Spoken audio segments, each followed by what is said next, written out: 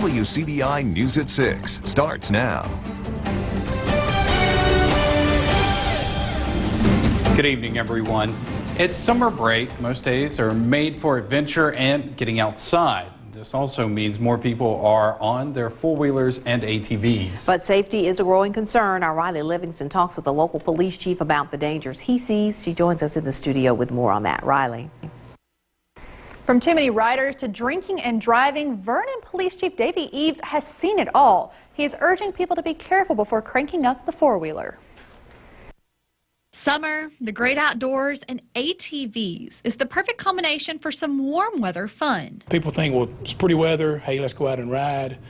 They get big groups together. Those big groups can lead to big disasters. They get careless when they get in bigger groups. A lot of people tend to drink alcohol when they're doing it. It is illegal to drink alcohol and operate a motor vehicle, regardless of what kind it is.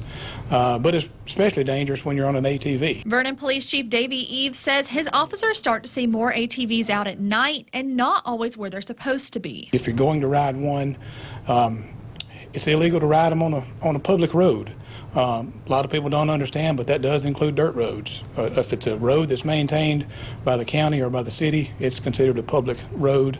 You have to stay off of those. The department will give people warnings, but if the drivers ignore their warnings, they have impounded four-wheelers. He says they do it to protect both the ATV and other cars. A car can pull out not seeing an ATV because it's a smaller vehicle, so that's dangerous. ATVs don't operate real well. They don't turn quickly.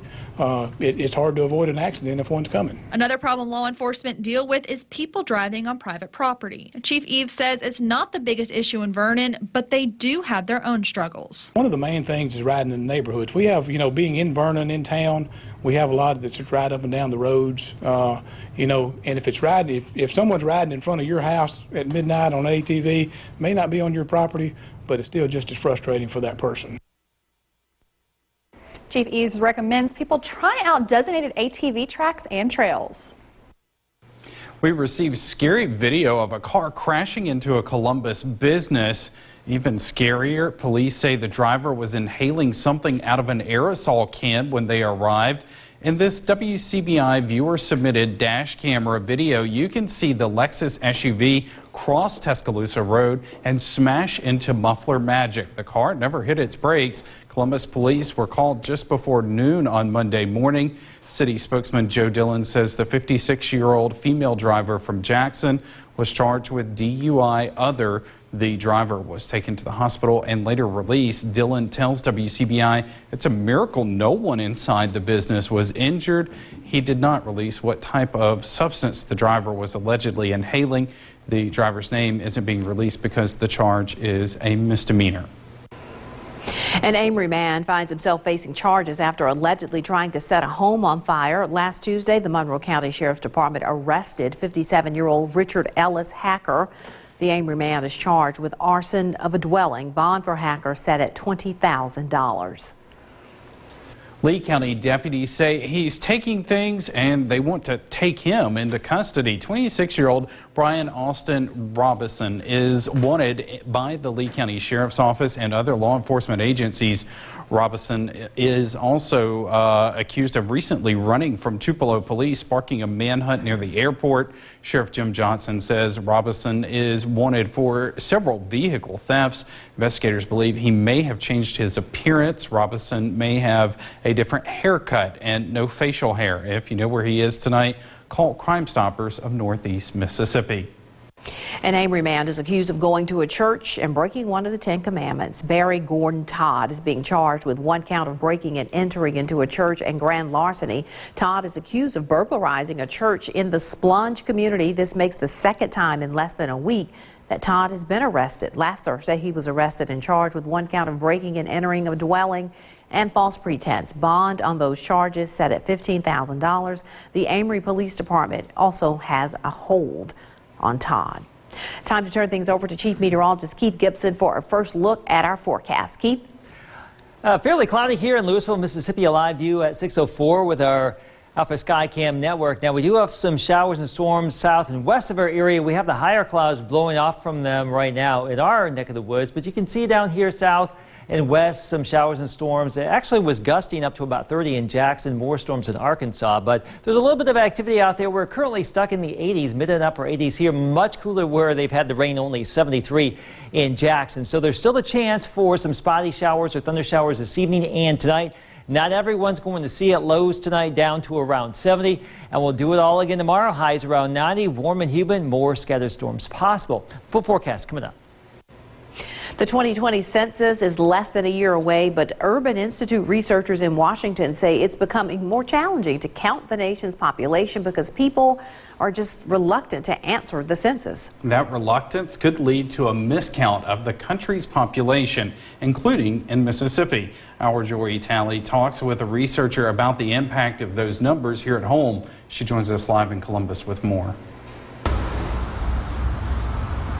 Researchers say the 2020 census is expected to perform below expectations for several reasons. The Urban Institute says the count could be off by 4 million people nationwide, and here in Mississippi, the count could be off tens of thousands of people. The Urban Institute in Washington, D.C. researches policy related to socioeconomic issues in the country to inform better decision making. The Institute's research projects that the overall population of Mississippi could potentially be undercounted by nearly 40,000 people. And according to Senior Research Associate Diana Elliott, a group that can't speak up for itself is the most likely to be missed. What we found is that when we're looking at 2020 census, and the potential for miscounts, we see that there is a risk for a significant undercount in Mississippi, particularly among young children. Elliott says over 6% of children under 5 could be missed, and that could have a long-lasting impact. The next 10 years of funding for schools, for communities, for infrastructure related to supporting those families is not being fully funded, and those communities don't get their fair share of the money. So it's really important that everyone is counted, that people are not missed.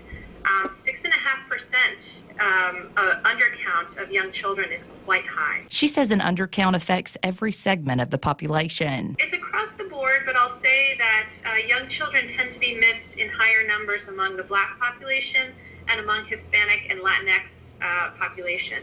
And that's really because those populations tend to be undercounted generally.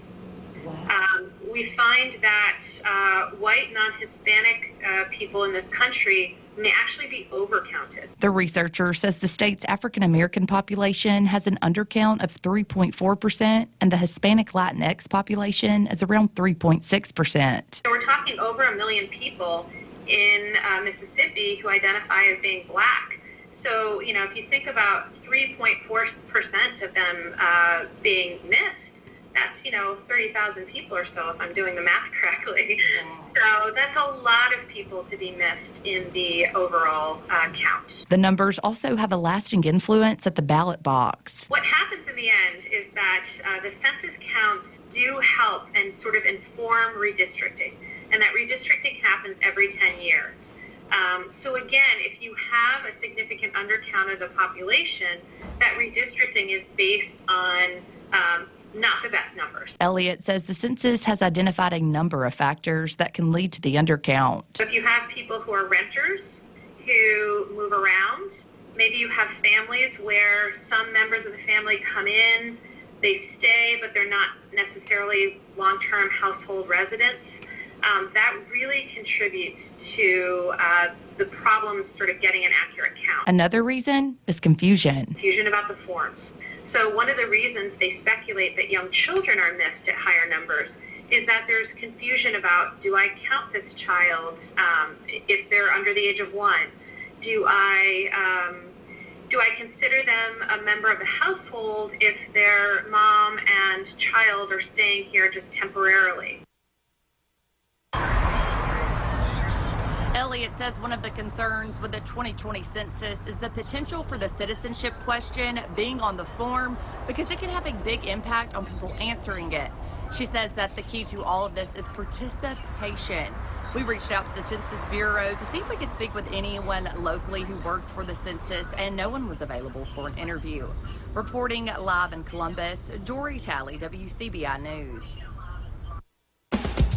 What was old is new again in Winston County. We take a look at some recreation upgrades when we come back. You're watching WCBI News at 6 with Andrea Self and Joey Barnes. Welcome back. The city of Louisville is bringing back a classic. The Ivy Parks Sports Complex is almost complete. The newly reconstructed park has a splash pad, a playground, and 4 baseball fields. Contractors are putting on the final touches before the July grand opening. Park visitors Joni Stewart says this gives residents of Louisville a great way to cool off and stay active. You're burning up in 100-degree Mississippi weather, and you know, even playing on the playground, you can run over there and just cool off. So it's really nice to have that. This is just a really big blessing to Louisville for us to have such a nice place for our kids to get to come and play. I'm a big fan of the splash pad. Our Stephanie Poole will have a closer look tonight on WCBI News at 9 and 10. If you own an exotic pet like a snake or parrot, it may be hard to find a vet, and it may be even harder to find the right medication. Dr. Karen Emerson with Emerson Animal Hospital in West Point says most animals need smaller doses of antibiotics than what's typically available at national chain pharmacies. Emerson sometimes partners with locally owned pharmacies who specialize in compound medicines. It's a wonderful thing to have your local compounding pharmacist be able to talk to that pharmacist, let them know what you're trying to achieve, because it's hard to tell them, well, I've got a snake, you know, what flavor, you know, and have that person on the other line that actually is going to work with you and care enough to get that just like you need it, so the pet owner can go home and give their snake beef flavored or chicken flavored medication and the snake not try to bite them. Emerson also says sometimes exotic animals don't show signs of needing professional medical attention until they're extremely sick. Some showers and storms toward our southwest trying to come our way. They're weakening as they do so, but some of you may see a little bit of rain over the near term, maybe tonight too. So we'll just carry that chance of a shower storm going tonight. Lows down to around 70. I'm back with your 70 forecast next.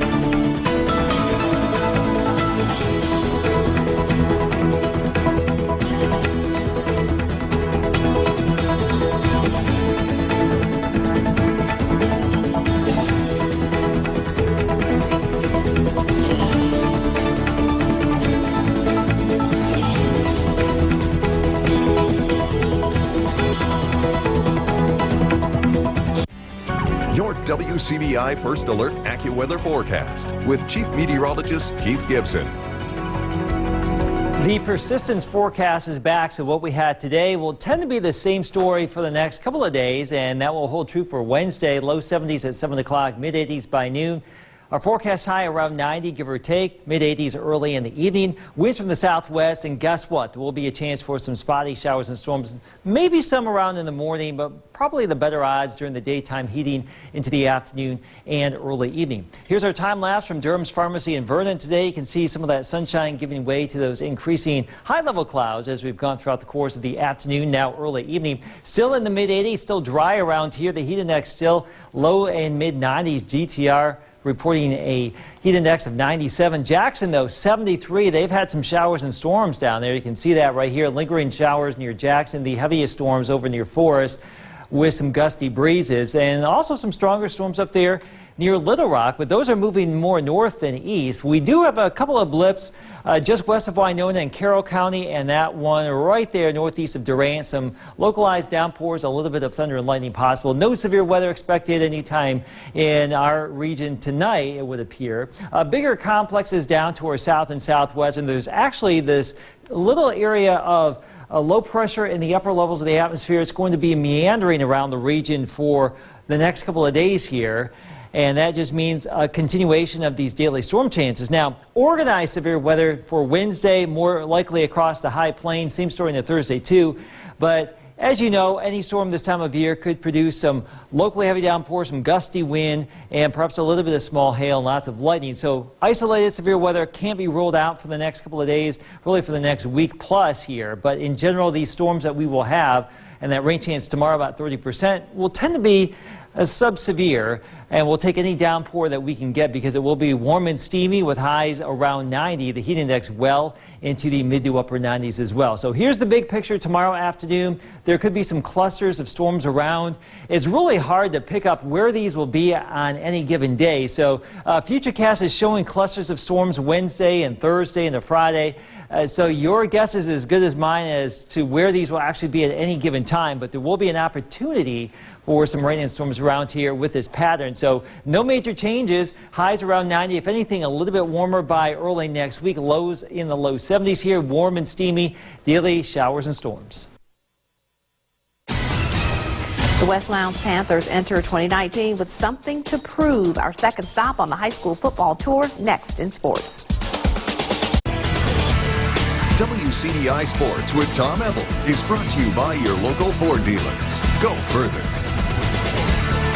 It's never too late to talk college hoops. Mississippi State men's basketball back to work in the offseason, rejoined by one of its biggest stars. Nick Weatherspoon's absence from Bulldogs basketball appears to be in the past.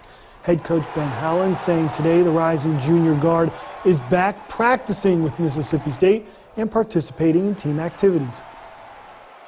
He's on the team, he's practicing, had a good practice yesterday, and I fully expect Nick to be available for the coming season.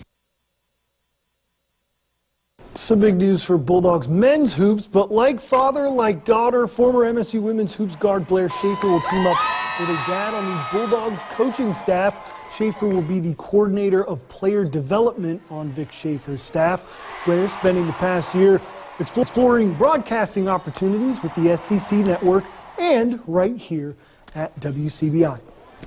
Stop number 2 features the West Lowndes Panthers on the 1660 high school football tour. Head coach Anthony King leads the way for the Panthers as they look to claw their way back into the postseason. They're trying to get them in the weight room, get better. Get better. That's the goal for the West Lowndes Panthers as they prepare for the 2019 season. Coming off a 2-win season, head coach Anthony King says the team will rely on a veteran offensive line, and the team hopes that their hard work this offseason can propel them to take the next step. Pretty good size, could be stronger, but we're going to try to run behind the old guys. Win games, make it to the playoffs, hopefully win the gold ball. We've been in the weight room working out, trying to get better, win a state championship, win one time for my last ride. The work the Panthers are putting in this offseason will definitely be put to the test as they are set to compete in the toughest region in 1A, which features French Camp, Hamilton, Noxapater, Okolona, Smithville, TCPS, Vardaman, and reigning state champs, Nana Warrior. The mindset this year really been coming back into the weight room, getting back stronger, being able to be prepared mentally and physically on the field. This year we're going to be into a hard edition, so we got to be ready for those games. It's going to be very tough playing in this division when you got Nana Warrior and Smithville in the same district. You got Noxapater, they're really good, Vardaman. It's going to be a tough district to come out of. We small, but we hoping our toughness and our determination I'll compete there. Now, West Lowndes returns do-it-all athlete and D1 prospect Quay Sanders and senior offensive lineman Tyler Bridges. Both are confident that their experience they bring will help lead this young bunch. This year we're having a pretty young team in a lot of areas, so with me being a senior and having a lot of playing time last year, I'm just going to step up and take on that leadership role for them and lead them to the right direction. Just to come out here and just put in work to help the little kids, like the 9th to 10th graders right here, to help them to see, lead by example. With a successful season, head coach King feels the Panthers can lay to rest the stigma of West Lowndes being only a basketball school. West Lowndes considered a basketball school, so we got to try to convince guys to come out, lift weights, do all the things they do, but the main goal is we're going to try to turn it into a basketball and football school. Reporting from West Lowndes, Chris Bolton, WCBI Sports. So the high school football tour continues this week. We're sticking with Region 2 1A for almost the entire week. Hamilton coming up tomorrow, defending 1A state champion Nanawaia on Thursday, Smithville coming up on Friday, and then Myrtle rounding out the work week. Well, that'll be on Saturday. Go to our website, WCBI.com, as well as our Facebook and Twitter account at WCBI Endzone to see the schedule in full. That's it for sports. Last severe weather is next. A few blips out there on our Doppler radar, so can't rule out a couple of downpours here this evening and tonight. Most spots probably won't see it, but guess what? We have more opportunities, a daily chance for some of these scattered storms. I mean, there you go, low 90s, warm and steamy. Keep the AC humming. So instead of the big black blob clouds, you just put little bitty ones in every day. Just because we will see some sun in there. Yeah, we will. There you go. We saw plenty today around most of the area. Lots of heat, too. Oh, yeah. All right. Thanks for joining us, everyone. Have a good night.